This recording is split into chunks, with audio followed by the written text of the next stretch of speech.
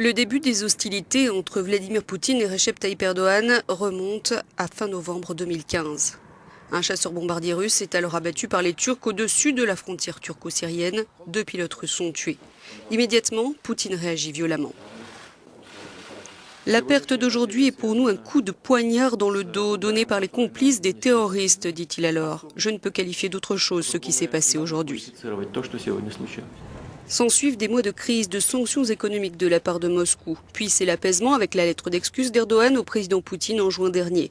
Moscou lève alors l'embargo sur certains produits turcs et les compagnies aériennes russes sont de nouveau autorisées à voler vers les stations balnéaires turques. Survient alors le coup d'État avorté du 15 juillet en Turquie et la répression menée par Erdogan. 7500 personnes ont été arrêtées depuis. Les pilotes turcs qui ont abattu le bombardier russe sont accusés d'être impliqués dans ce coup d'État.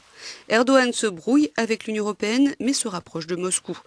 Début août, Erdogan est en visite d'État à Saint-Pétersbourg. Il est reçu par Poutine, une première depuis novembre 2015. Poutine a été l'un des premiers dirigeants à appeler Erdogan après le coup d'État. Il a déclaré son soutien inconditionnel au gouvernement turc. La Turquie et la Russie sont en fait avant tout pragmatiques. Les 8 mois de froid leur ont coûté cher. Les échanges économiques ont chuté de 40%. Avec la normalisation de leurs relations, les deux pays ambitionnent de passer de 35 milliards de dollars en 2014 à 100 milliards de dollars par an dans les années à venir. Les Russes vont notamment reprendre le chantier de la première centrale nucléaire turque à Akuyu dans le sud du pays. Son coût est estimé à près de 18 milliards d'euros. Les deux pays doivent aussi avancer sur le projet de construction du gazoduc Turkish Stream sous la mer Noire, projet qui n'a pas avancé depuis son annonce en décembre 2014. Ce gazoduc est censé acheminer le gaz russe vers les consommateurs turcs et peut-être vers l'Europe.